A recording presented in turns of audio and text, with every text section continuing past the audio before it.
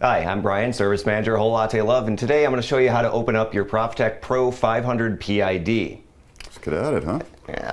Let's do it. All right, so a few reasons you may need to do this is if you're ever going inside to do a minor repair or, yeah, pretty much that's it. Yeah, repairs, any preventative maintenance, any reason you want to go inside. So just going to get all the accessories off, cup tray, drip tray, reservoir, all that stuff.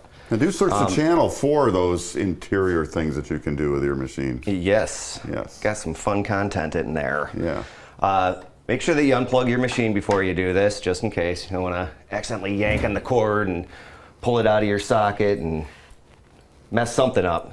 Also kind of dangerous, so yeah, avoid that. You're gonna need two different size wrenches. These Allen wrenches, you got a 2.5 and a 3 millimeter. 2.5 for the 4 screws on the top and 3 millimeters on the bottom. So we're gonna start up at the top here. You can take just the top panel off, which is nice if you just need to do something on top of the boiler. You don't need to go through the process of taking the entire housing off. The front 2 screws, as on most Profitec machines, you can just loosen those screws because they are slotted, or the tray is slotted at the top there. It's just nice so you don't have to worry about losing 2 of the screws at least. You lift up, like pull back, there you go. So that'll get you access to like your vacuum relief, your vacuum safety, stats, level probe. Nice. A lot of the critical stuff that you want to check once in a while. Okay, now for the next step, like I said, 3 millimeter screws on the bottom. We're going to start up at the top. There's one here and one opposite in the same corner there. These ones, all you got to do is loosen them just so that this can slide through this little channel right here. Yep. Okay, I'm going to start with those.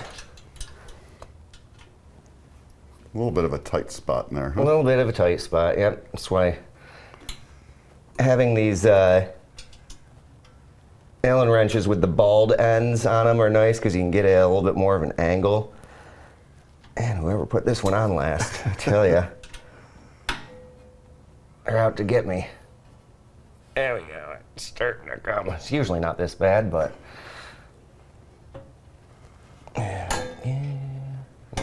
And we're not taking it all the way out, just enough that we get this little bit of play in here. So it can slide, okay. Yeah.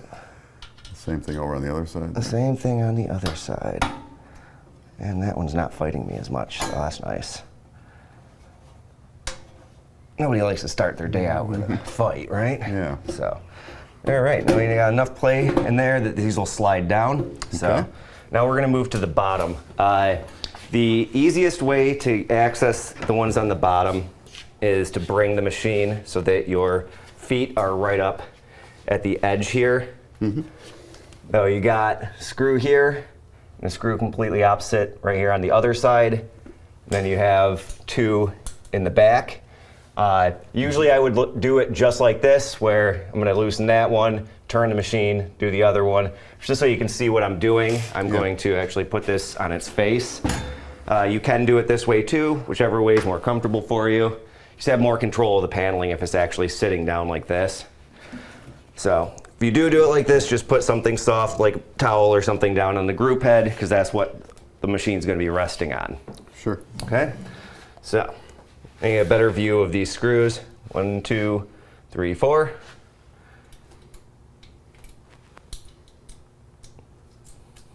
These ones are not cranked on. So it feels like somebody a couple used different people. Yeah, somebody, or maybe they just used up the last of their energy on those top ones there. I don't know.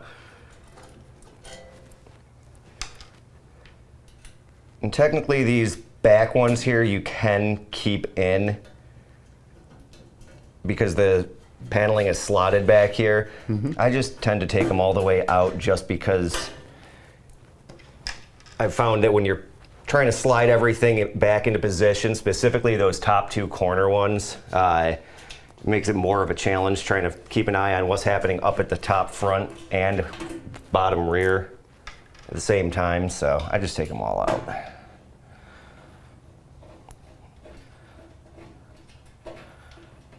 And then hope that I don't lose anything.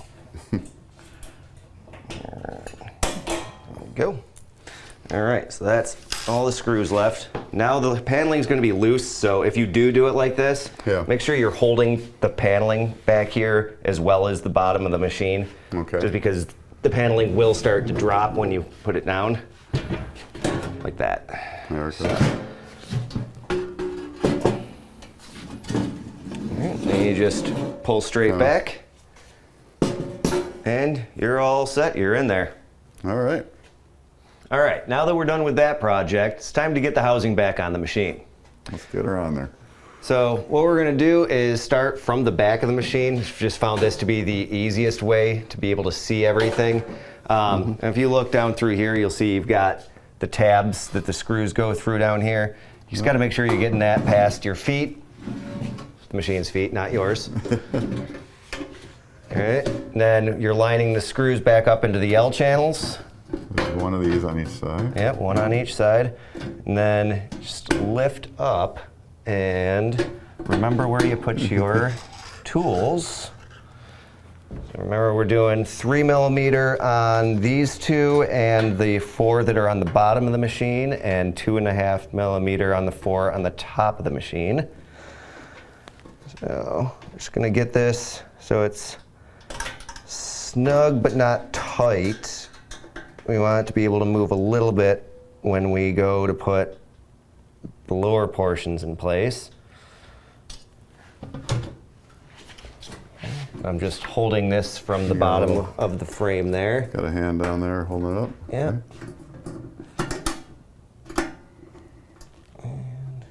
So it's a kind of a tight spot in there. Yeah, it's a tight spot. The machine's still a little hot right now, so be a little extra careful. So you definitely may want to wait until the machine's cooled down a little bit. That way you're not rubbing up on these hot tubes here. So once we have those snug, I'm going to pull this back so that we have the rear of the machine overhanging, and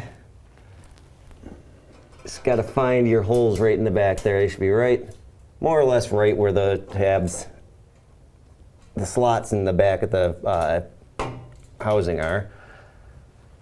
You're just kind of holding that. You were holding that housing up a little bit so you can get at those. Yep.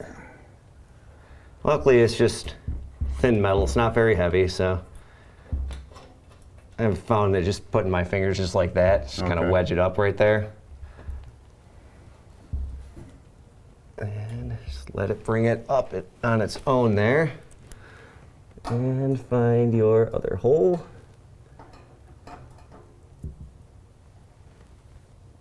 Oops. Helps if you go in the right area there, right? First day, sorry.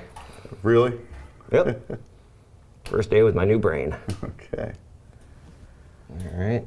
Snug those down a little bit. Okay.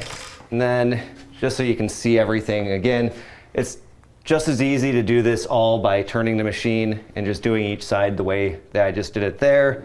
But just so you can see what's going on behind the scenes. Just see the moving magic. Mm-hmm. So there's the two that we just put in.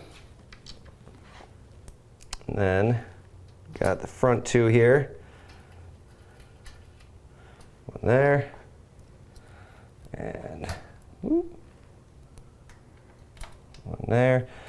Now if you were doing this with it sitting on the counter while you're doing it, you'd be pushing in on it a little bit just to make sure that everything's flush. Okay. And I'm going to do the same thing there, just kind of back it off a little bit and then tighten it down a little bit more. Get it back on its feet. And what we're going to want to check for is that everything is flush here and here.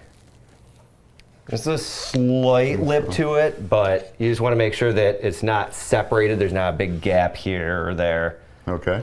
And if you do find that it's not lined up all the way, you just got to loosen some of the screws a little bit, give it a little push here, a little push there, just to straighten everything out. Okay. But when where you're happy, go back in. Just go back in there. Just make sure I got that last little pinch down. Not that they should drop down or anything. There we go. But good to have everything tight. It'll prevent your machine from having any chattering or rattling when you're running it. Now we are left with top panel. We still have these 2 screws in here. Start with those. Come in an angle, drop down. I always like to show, and yeah, how you're going to do Yep. it. Well, I know you by now. You know where I'm going to go. Yep. Make sure that the reservoir support is on the back side of this lip. Okay. That is the proper position. And actually, if you leave those front screws in, you almost have to put it in that way, right? If you have. Yeah, if that's you the leave nice thing front about that. screws, It kind of forces you to do the forces you right to thing. Do the right thing. Yeah. Sure. Whoop. Drop your screws at least once or twice. Get these positioned in here. And that one right there. And then tighten everything down. Main thing you're going to be looking for here is just whether or not you're touching any of the housing. If you're touching the housing again, can cause a little bit of rattling. So you got enough room to kind of move things around a little bit. And it's not uncommon to have just a slight little gap there. little gap there. So, Okay. but again, if anything's just not lining up right, just loosen a couple screws, reposition. You should be good to go. All right. Thanks for taking us through putting the housing back on there. Yeah, no problem.